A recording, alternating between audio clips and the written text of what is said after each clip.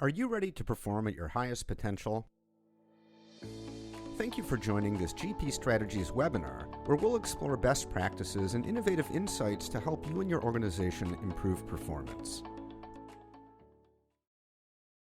Who are we and why are we here? I'll start very briefly. My name is Oliver, and I look after our clients in Singapore and Malaysia and a couple of other markets here in Southeast Asia. My background, I'm originally from the UK, although I've been told my accent has evolved over the years. I spent more than a decade in China leading sales teams and running account management in various HR related fields before moving to Singapore about 6 years ago and joining GP Strategies to help provide access to our clients here to the broad range of experts across our organization. And one of those experts has been kind enough to stay up late and join us today all the way from New Jersey in the USA. Leah. Yeah, thanks, Oliver. Happy to be here and happy to be up a little bit later to be able to chat on the phone with all of you. So thanks for joining. I am Leah Clark. I'm Senior Director of Leadership for GP Strategies and have a background in organizational psychology and coaching.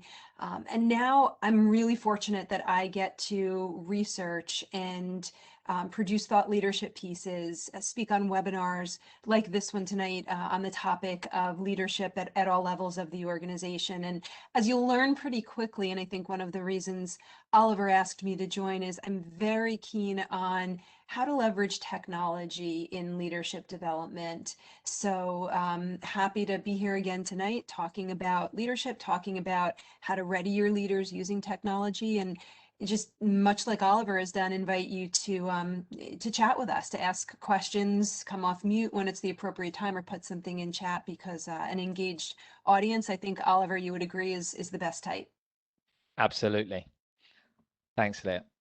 And so what are we here to do today? What are we talking about? So firstly, we're going to dive into some of the disruptors that we are all facing in work. Obviously, different industries have different disruptors, but what do we mean by the global reskilling challenge? Then we're going to zoom in on the state of leadership development today, before focusing on a very particular segment of leaders, because we feel that they're a little neglected and they act as a really good case study in how to manage these challenges. And then Leah's going to take us through an example of a modern learning solution of how we can start to address these challenges and really make a shift in our leaders, in our organizations. So without further ado, let's dive in to some of the disruptors that are creating this global reskilling challenge. With that in mind, what I want you to do now is drop into the chat, what are the biggest disruptors faced by your industry today? So in your view, what are the biggest disruptors that you are facing in work today? So just drop them in the chat. Could be anything. Obviously, different industries, I think, are affected in different ways by different disruptors. We might find some commonalities. We might find some differences. And we might find some interesting responses. So I can see somebody from the automotive side saying disruption to the retail model, how we buy cars. That's certainly something that we're seeing a lot of, as GP does a huge amount of work in that space. Peggy says fast and changing new ways of working. For example, technologies. And yes, the pandemic. And Ingrid agrees, COVID, right? The elephant in the room. Ashley says channel closures and move to digital engagement. Andrew, insufficient workforce. Okay, not able to find the right workforce. A great deal of turnover and retention. We have somebody who's mentioned automation and digitization. Effective measurement of tactical performance of staff. Again, an automotive example there.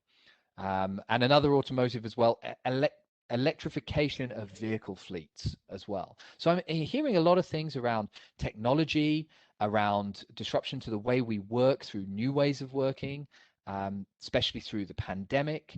I'm seeing things on digital being important. We've got automation, digitization. I see AI, changing mindsets. Absolutely. So I really appreciate you sharing those because it sets the scene for this global reskill challenge. And what research has shown is there is a big impact to these things. And it's estimated that up to 2 billion jobs will disappear by 2030. However, on the plus side, new skills and jobs will likely replace those that have been lost. However, the demand for these emerging skills that are needed to do these new jobs are going to outstrip supply by 4-1. And that's a McKinsey consulting estimate of the future of work. And if we look at one of the comments that we just had in the chat was on insufficient workforce. And absolutely, I think that's going to be one of the big challenges. We're going to need people with different skills to do these jobs. And the truth is that we're not going to be able to just hire for these positions. We're really going to have to focus on developing the skill set in our existing workforce. And one other interesting thing that came out of the McKinsey research was the estimate that the hours spent in social, emotional, and higher cognitive activities is going to increase by about 32% in that same time frame. And so what that really means is a shift from some of the more technical skills to some of the softer skills. Now, soft skills are not always the easiest to train. And what I want to do is zoom in on a segment of soft skills that we at GP have a lot of experience in, and Leah is an expert in, and that is leadership development. Now, I want you all to think about your most recent leadership development training experience and drop it in the chat. What was it? What was your most recent leadership development training experience that you were involved in? What was the modality? What was the duration? What was it like? So drop that in the chat. We want to hear from you to understand what your recent experience in leadership development training has been.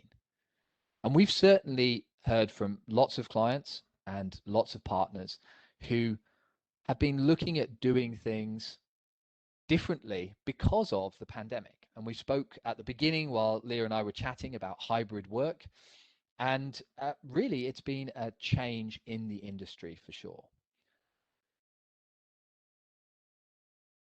And for those of you that aren't a leader or aren't responsible for leadership development in your organization, maybe soft skills training if you don't have a recent leadership training experience. So I'm hearing giving us a very relevant example of his daughter teaching him about Minecraft. So there's our blurring of work and home, Oliver, for sure. absolutely managed chickens in Minecraft. I'm feeling like a tech dinosaur because I understand the words. I don't understand what the sentence means. So I'm a bit of a Luddite. I hear from one person here, Ashley shares developing diversity and inclusion strategy, a DE&I strategy in digital forum. I see a lot on virtual sessions, virtual programs. So for those people who've put virtual programs, was it one-off? Was it a 2-day or, well, virtual programs I hope weren't 2 days. You must have gone crazy. But how was that for you? I see a 10 weeks for pharma first line leaders from Ingrid. Thank you for sharing that. So a 10-week learning journey, perhaps, was that, Ingrid, if you could clarify in the chat. Cheryl says, currently diversity and inclusion is being trained for all of your leaders. Fantastic. And I think, Leah, that's definitely something that we've seen a trend in as well. Absolutely, absolutely. And I see a lot of micro learning and spaced learning. So what would be so great, and I know we don't have the time, is to ask some of the secondary questions that you're asking, right? What was that like? And I want to know, did it stick? So really interesting to see the variety, but also I think the increasing emphasis on using technology, right? Virtual and micro. So not surprising, and a lot of variety. Absolutely. And if we dive into the research on that, leadership development is a $366 billion industry. However, only 14% of CEOs feel that they have the leadership talent that they need. And 15% of leaders feel that they're able to establish permanent change after a traditional leadership training. It's also often been something that's been reserved for small select groups within organizations because the scalability isn't necessarily there. And also, the research suggests that accurate measurement of effectiveness of leadership training is a real challenge. And when we think about these challenges and we think about leaders, I want us just to zoom in on one particular group of leaders that I think when we think about um, neglected groups of leaders, Leah, I think it's fair to say that the Malcolm in the Middle syndrome is definitely true. Absolutely, absolutely. And you know, when we started talking about this group, this webinar and another one, you know, I worried that just the very title of the session and the idea of focusing on this group might send people away, right? They might say, oh, you know, this is not a group that I want to focus on. We have a large proportion of our leaders who are frontline, and that's where we're focused. And that's smart and that's good, and I get it. But this is a group that I think is particularly critical for so many organizations. And I think as we're at this inflection point in dealing with digital disruption and emergence perhaps from the pandemic, though that's different in different parts of the world, I think that this group, this magnificent middle or this experienced leader or leader of leader group is should increasingly be a focus for leadership development. But it takes a nuanced approach for this group for sure. So happy to get into that and chat about that, Oliver, if you're ready for me to move us forward. Absolutely. I'm just making you the presenter, All and you right. should be able to take it away. Great. So a little bit of humor, if you will, or levity here in how, you know, Oliver and I and those of us at GP Strategies have been talking about this particular segment of the population because they are, I would say, unsung heroes of many organizations. They exist in the shadows, again, with the preponderance of leadership development focused very much on those frontline leaders and individual contributors. But again, you know, to echo what I said as we started to move into this section, I do think that, you know, these are the folks, these are the guys and gals who are going to lead us out of crisis. I think they are the ones who are going to, you know, help organizations innovate, both the big I innovation and the little I innovation. They often are in a position to see the seeds of that innovation happening in organizations. So they're incredibly important, and they're also important by virtue of where they sit in the organization. So nestled between that C-suite and your frontline leader, it's no small task that they have to balance both sides of both a more strategic oriented leadership approach and the reality of still very much needing to manage people who get the day-to-day done. So, you know, you'll probably see me doing this a lot in this discussion because I do think this level of the organization needs to pivot up and down and left and right and in all different directions of the organization. And, you know, I just wanted to share a little bit about some of the things that we know are particularly important for the leaders in this portion of organizations or this segment of organizations. This is really what we're asking them to do. You know, in their hands is maybe the crafting of the vision to the extent they get involved in those discussions with the senior team, but they need to translate it and cascade it.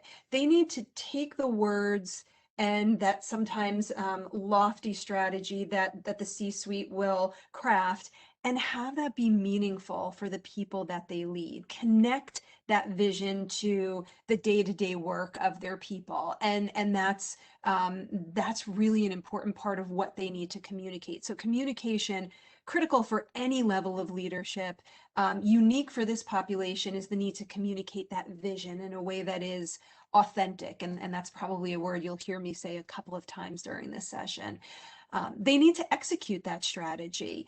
It's often handed to them, but they're the ones that understand what's required to make that strategy a reality. They understand the resources that are required to execute that strategy. They understand the incremental goals that their teams need to reach to make that strategy a reality. And they need to provide the direction to their people that will help the organization ultimately achieve those goals. So when I say they are where the rubber meets the road in terms of strategy execution, these are the reasons why. And yet they also need to address employee challenges, and they're in the reality of those challenges. We may get, for example, a hybrid return to work mandate from an organization, but it's your leaders, starting with these experienced or middle managers, they're the ones that need to speak with their employees about the realities of that hybrid or that virtual environment. They need to foster collaboration, as I said, up, down, left, right, to influence, again, not just their peers, but also influence up, right, as they're dealing with the C-suite. And then with all of this on their plate and this very large mandate in front of them, they also need to keep an eye on the talent pipeline, right? Where and how are they developing the next crop, the new generation of leaders and broader talent within their organization? And again, they're in the best position to be able to match organizational needs to the talent that is within within their division or within their group. So their responsibility is significant. And so, you know, what we'll talk about in a couple of minutes is, with this much resting on their shoulders, why aren't we spending more time to ready them, to provide them with leadership development opportunities? But I'm getting a bit ahead of myself with that at this point. Um, you know, what we also know, and some of this I've shared a little bit in even in the last slide, is they need to balance tensions. They, again, and I won't necessarily go through all of these, certainly you can skim through them, but they need to advocate for their people. What do they need to get the job done? But they also are stewards, of course, of the organization and need to advocate there. They need to push for change, right? Whether that's dealing with digital disruption or some sort of change within an organization, a project change or a merger or an acquisition. But they also need to keep and preserve what's working really well within their teams. They need to build trust in one-on-one relationships and encourage trust among their team members. They also need to create consensus and at some point make decisions and move things forward. Sometimes they have too little data, and sometimes, especially today, with all of the information coming at them, you know, from a digital perspective, they may have too much data and they need to sift through all of that. We say to filter for the signal as opposed to the noise, right? The noise is sort of everything that's going on, and the signal is the most relevant data. So you can see, you know, again, their skill needs are significant, and the tensions or the struggles that they have in their particular segment of the organization is not small. And back to what I was saying just a moment ago. So what do we do for these leaders, right? Their responsibility is meaningful, right? If you have a group in your organization who's responsible for executing your strategy, then wouldn't you want to give them all of the support that they need? And unfortunately, what we found, well, not unfortunately, because we're in the training and development business, so we will certainly train and want to train all levels of the organization. But unfortunately, for the leaders of leaders, the preponderance of time and resources is spent readying frontline leaders.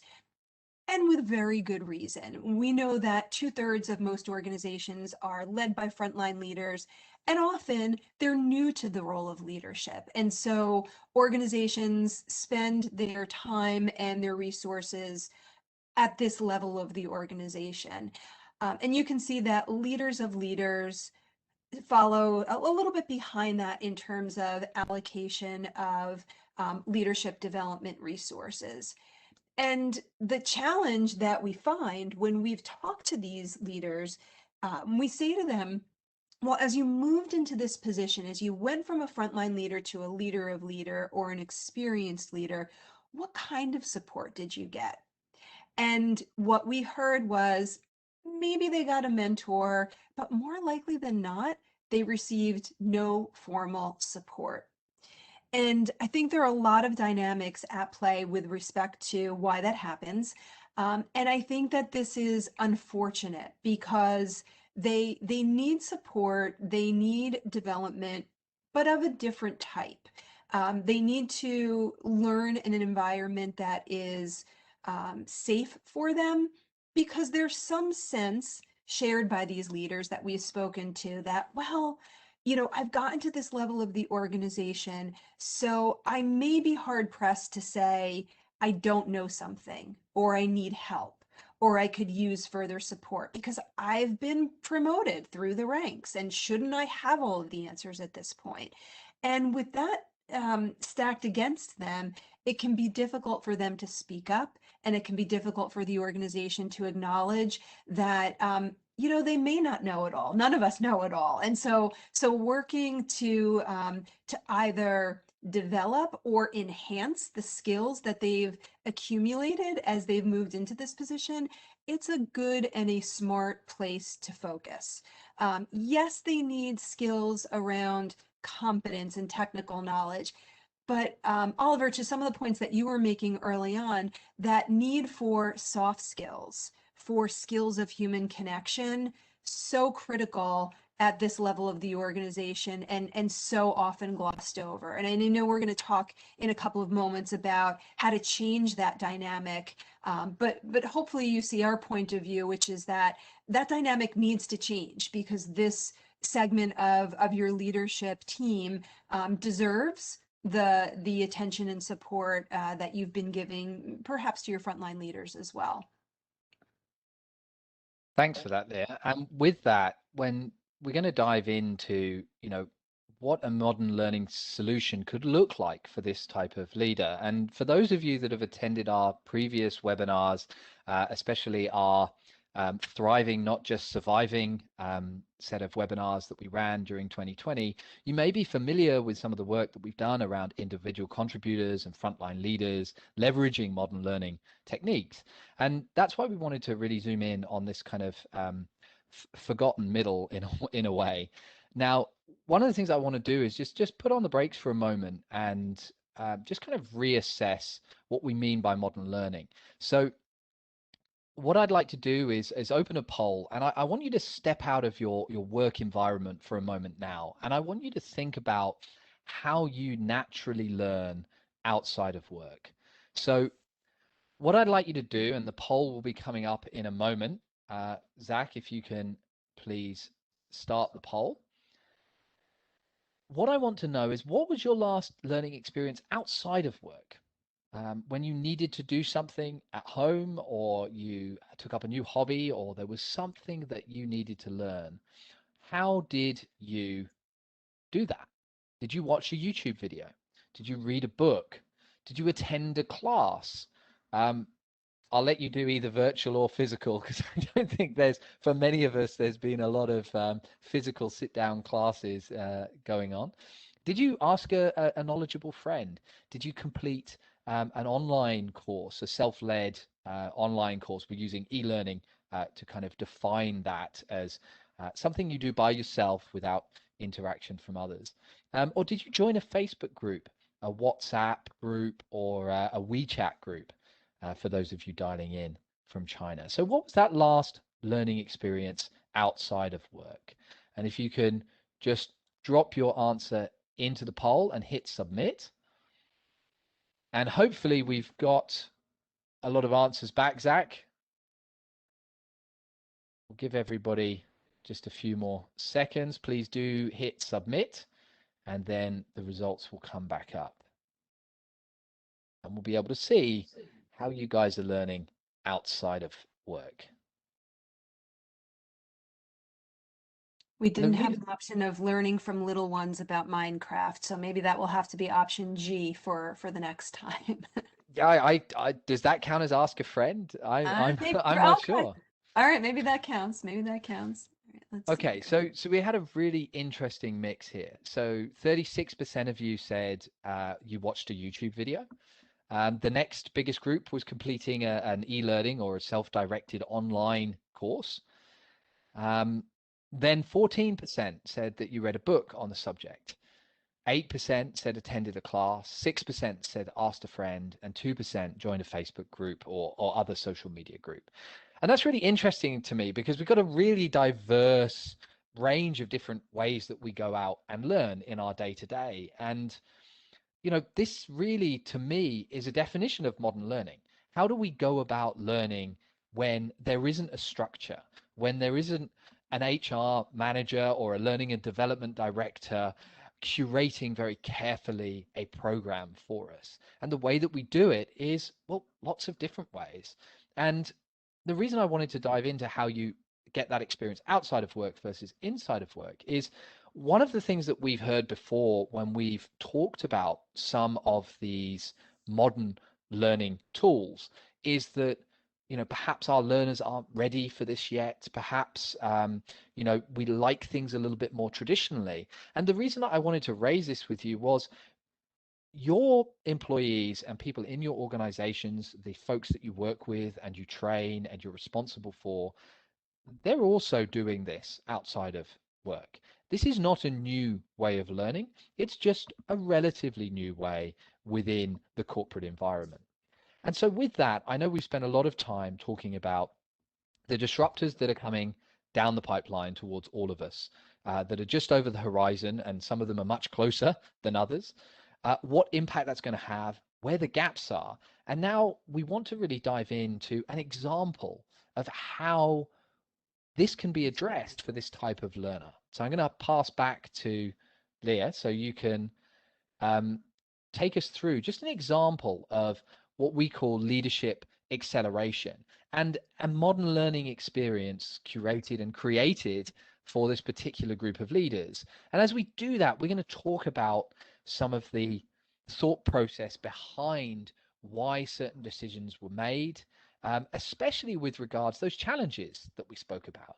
How do you make learning for this leadership group sticky, meet their context? How do you make it scalable?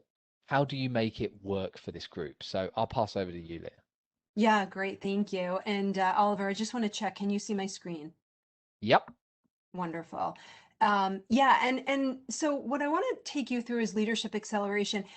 But what I want to focus on as we go through the platform is how it addresses so many of the things that Oliver just teed up. And when you look at the responses in the chat, this solution really would be your all of the above because it has elements of really everything that you all mentioned are the ways that you like to learn, right? It brings together video and articles and a social component of it. So in many ways, it really creates that hybrid or blended experience and can address the learning desires, if you will, or preferences of many leaders in one place.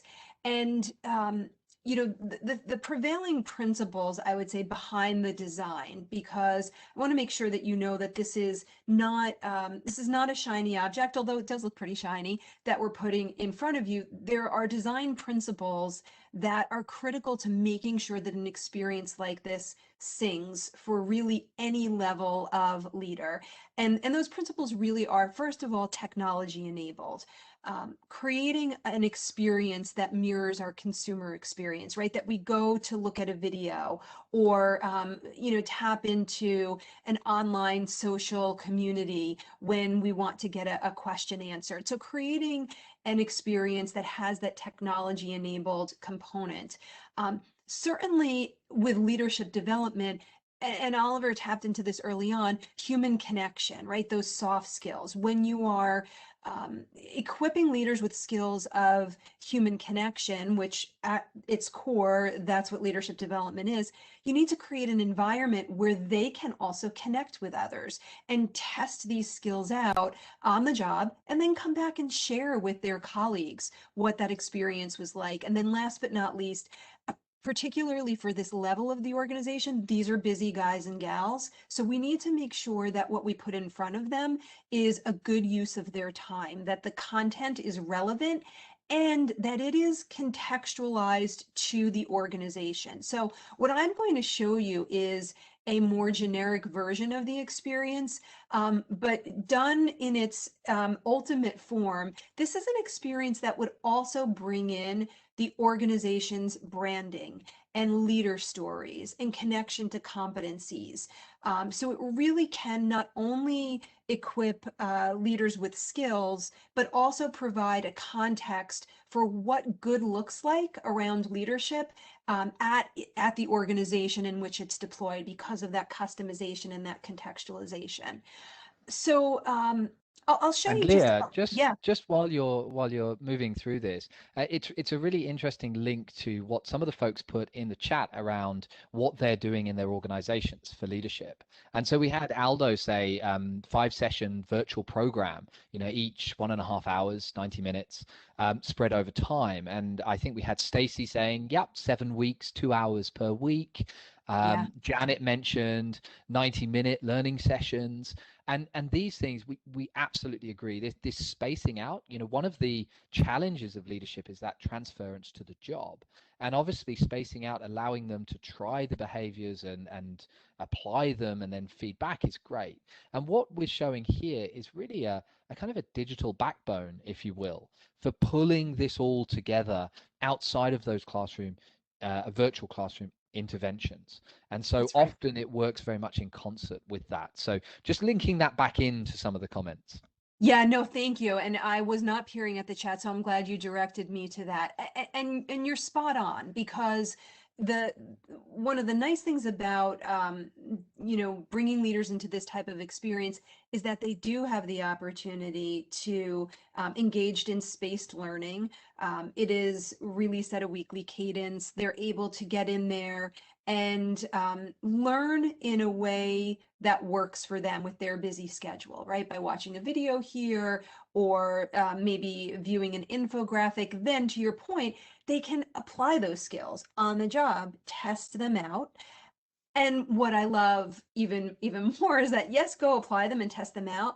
But what they can do in this type of environment is they come back and then they chat with their colleagues. How did that go? I tried to have a coaching conversation, and boy, did I bungle it. And what you see when you are in an experience with a full cohort is that the leaders start supporting each other.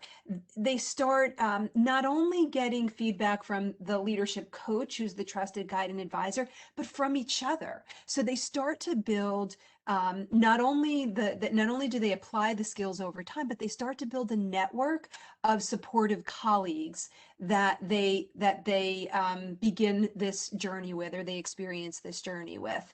And what they also do, and then I promise I'll be quiet and click and show you this a little bit, but what they also start to do is they create a common definition of what good looks like, of what it means to be an authentic leader. And now suddenly, instead of 20 leaders at a time, you can have 40 or 60, all who are now socialized to a common definition of authentic leadership or emotional intelligence or organizational competencies. So there are just so many ways that this type of learning experience can flex to meet the needs of the learner, to meet the specific needs of this level of leader, and to also meet the needs of the organization for scalability, for a common definition.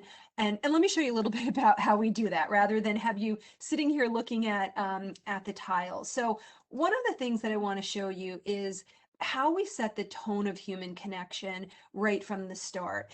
So typically there's a welcome video from the leader of the organization.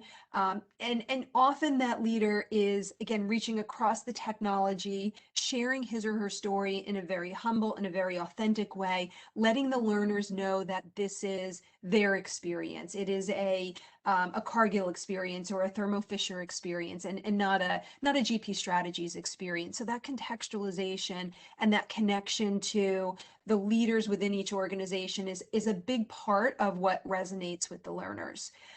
The other I thing that think they I do, yeah, remember reading from please. the research, Leah, that of course context trumps content in a It lot of ways, does. right?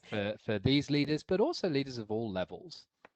It does. And that may be a little painful for me as a leadership expert because I love my content and my models, but it is the truth. And we see that and we hear that in the learner feedback too, Oliver. So, part of this experience is metrics and getting feedback.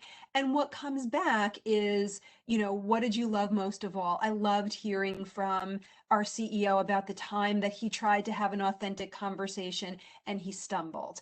I loved hearing the written story from my manager who showed up in the week on trust. So, though that contextualization, that humility, and that transparency that comes through when leaders tell their stories to their colleagues is such an important part of the experience. One little thing I'll just show you early on is, and again, I'm showing you a generic version. Oliver and I have some slides that I can show you about how clients have contextualized this, but for privacy reasons, you can probably understand why I can't take you into a live experience. But what I did was I completed this all about me mission. And so, your learners would complete this right from the beginning. And they begin right from the outset to create this environment of support and connection. And there's a collegial, personal nature to what they're about to embark upon. So early on in the experience, they complete a bit of a bio book. And, soon within a week or a couple of days of this experience launching, you'll start to see these bios, exploding in the experience, and learners begin to connect and know each other on a personal level. We introduce them to the folks that they see within the platform, the experts who share the stories and are in the podcasts and the videos. All again, because we want to make sure that learners and leaders know this is a different experience. This is not an e-learning, which serves its purposes, where you're kind of sitting alone and clicking next and answering questions. This is a moderated, coached, cohort-based experience where, yes, we want you to hear the content, but we want you to get to know each other and make a connection on a personal level. So big distinguisher for us in this digital experience is making sure that we are keeping that sense of human connection alive. And you see that again in the way that we encourage folks to interact with each other on a personal level right out of the gate. One other thing I'll just mention here, and then I want to show you how we actually do that within a particular topic. We also recognize that digital is new for some of these learners, and the idea of leadership in a digital space can feel uncomfortable. So we do spend some time acclimating learners to the experience, just because we acknowledge that this is a different way of learning leadership development. And so making sure that leaders feel confident and comfortable in this type of an environment, which can be quite different, is a key part of how we focus. And as you Um, yeah. navigate, Leah, to authentic leadership, which I think is a really important topic, that's definitely something that we've seen with leaders in the APAC region. That sometimes there's been a fear that this is something new. Our leaders expect to have a nice 2-3 day offsite with where the food and beverage catering is sometimes what dictates the Kirkpatrick level 1 scores more than perhaps the content or the context. But what we've seen is actually just an amazing proliferation of leaders learning this way, and really the response has been absolutely fantastic, where we've had situations where we've been told we shouldn't have a mission that is for a leader to do a selfie video, kind of responding to something because they'll feel uncomfortable. We've had huge success in people really getting involved in these, and really taking it to the next level. And those of you that have heard our UOB story around the Leadership Right by You suite, which is built and designed in a very similar way, it's really had just a great impact, not only on the learning that we're trying to achieve, but the attitudes towards learning in an organization. Yeah.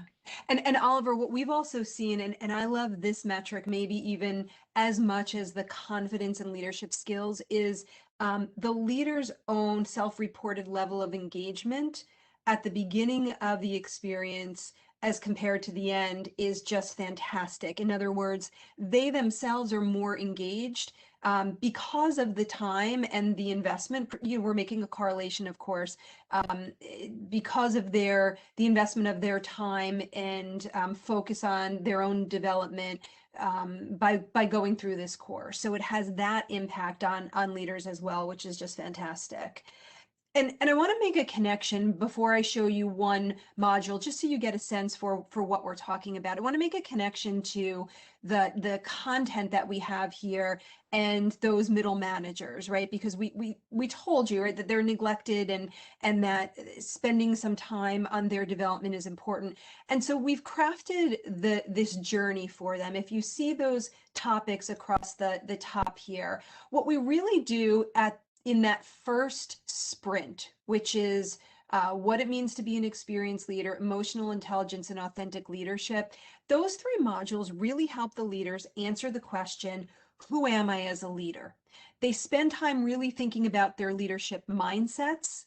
They evaluate their own level of engagement through a series of videos and assessments and documents that they complete. They then explore their own emotional intelligence. How am I showing up with the people that I lead? Where am I in terms of self-awareness and self-management? And then last but not least, authentic leadership, tapping into their personal values, their unique differentiators, all of which culminates in a video capstone. So back to your comment about, oh, we didn't think that they'd be willing to do video. Well, they should be comfortable with it, because what are we doing right now, right? And where is the world? The world is in leadership and interaction that very much happens through video. So that first sprint, if you will, those first 3 topics help the middle managers or the experienced leaders answer that question, who am I as a leader? And then they practice that by recording a video based on a scenario that they're given and a rubric. And then they get feedback, not only from a leadership coach, but from their peers who need to go in, watch the video, and then give them constructive feedback based on what they have learned on how to come across authentically or how to express emotional intelligence. And then quickly, because again, I want to make the connection between middle managers and this experience, we then lead them through a second phase where they're now saying, okay, now that I've reflected on who I am as a leader internally, now how do I consider what's going on around me in the organization? How do I look outward and think strategically? How do I influence, remember the up, down, left, right, influence the other people in my organization? And how do I develop that talent pipeline that, if you remember, I mentioned is particularly critical for this level of leader? So I just wanted to make sure that for those of you on the phone, you see the connection between those middle managers, those experienced leaders, and this particular journey and the topics that we're showing you. So, okay, I'm being mindful of our time here and wanting to leave some time for questions. So I'll quickly show you authentic leadership. And again, you know, we certainly bring the learners through a variety of micro learning elements, video, introduction to the topic. We will always tell them what the plan is for a given week so that they understand and feel comfortable with the expectations. And then we give them an opportunity to pose questions. And not only will the leadership coach respond to those questions, but again, colleagues start jumping in and sharing with each other their own thoughts on authentic communication.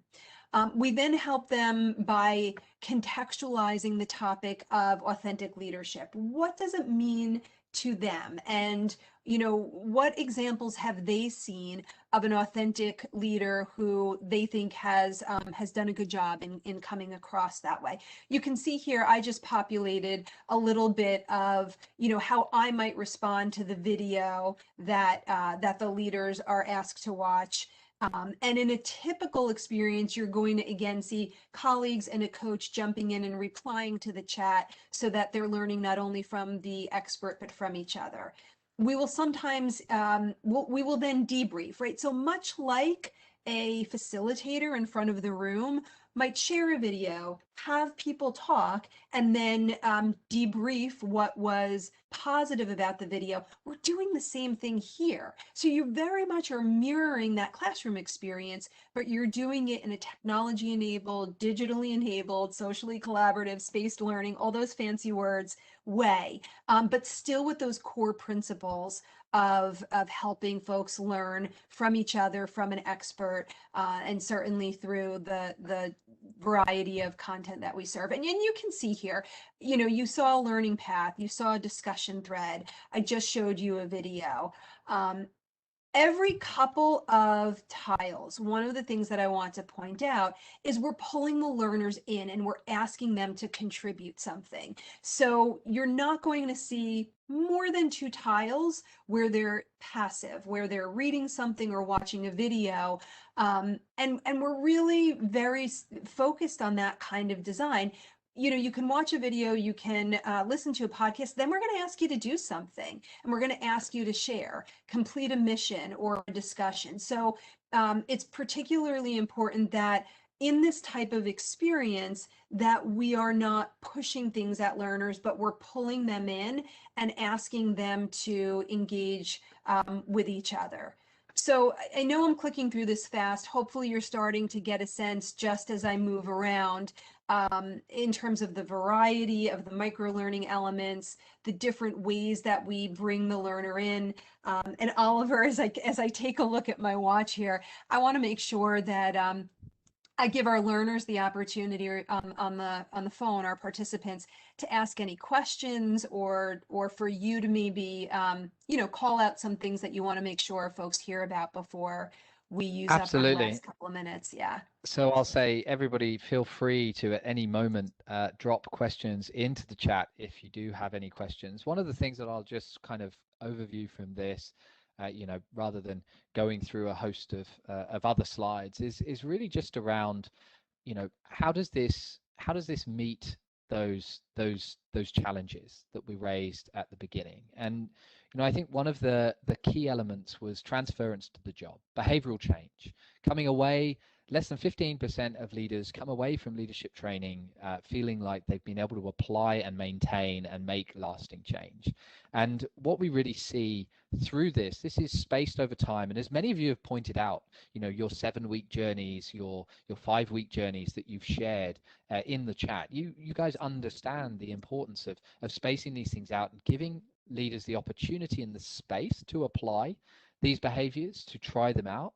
And what this really gives them is a place to come back, feedback to their peers, what worked, what didn't work. And it's really around that community coupled with that assistance from an expert coach, which is not always possible. You might, for example, give your your C-level executives, executive coaching at great expense, but often it's this middle group of leaders that don't get that type of support. And this is a way, a scalable way, that they can get that one-on-one support from expert coaches, but at a scale that works for organizations. So they get to really apply the learning immediately.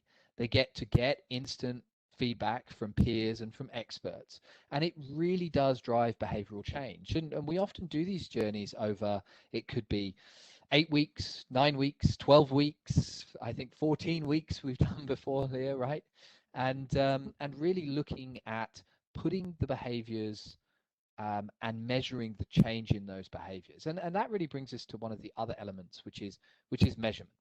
And the ability not only to measure um, how much content are people consuming and how well they're doing from an assessment standpoint, which is absolutely possible in this type of an experience, but also really to measure the behavioral change. And interestingly enough, in this type of learning journey, as I'm sure some of you have experienced that space out this learning, we often see the behavioral changes at a kind of Kirkpatrick level 3, if you will, before we see some of the other measurables at a level 1 or a level 2, because they're immediately applying them on the job, and we're able to see those impacts and those differences. So it makes the learning far more measurable, which is becoming more and more important. And some of you might have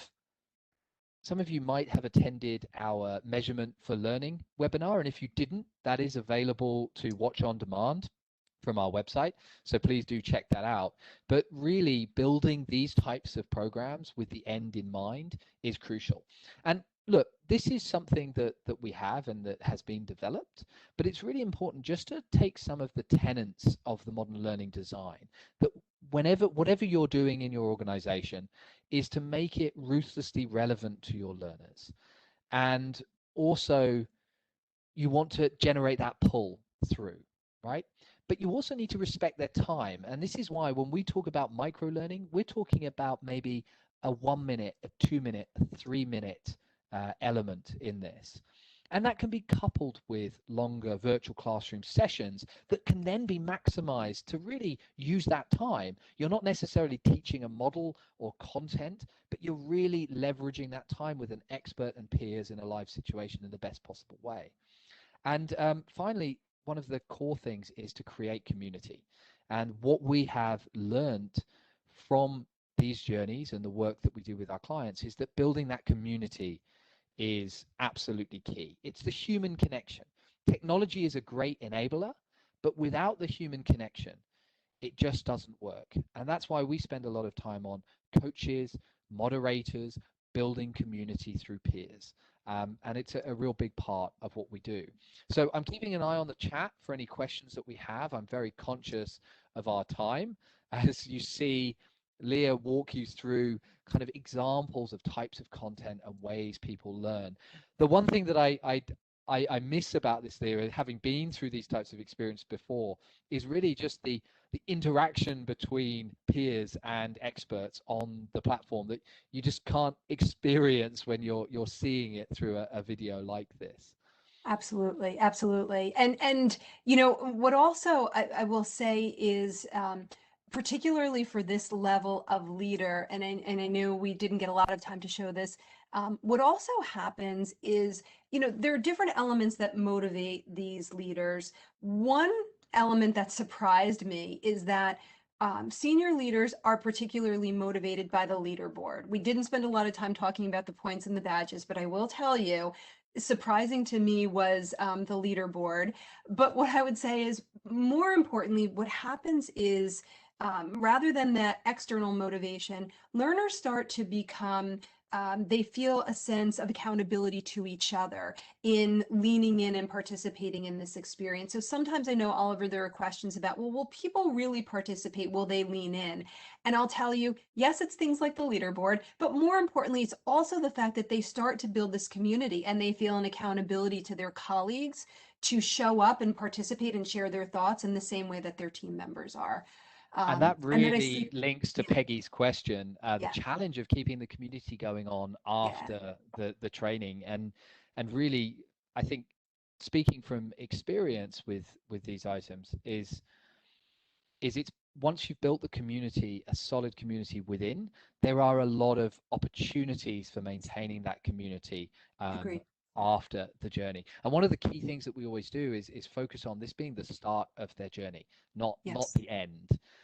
There's great opportunities for cohort-driven interventions to really leverage champions within learner cohorts to come back in. We often have them to come to record videos, to give advice, to almost start to act as their own experts. So there's loads of opportunities for doing that. And that's a great question, Peggy.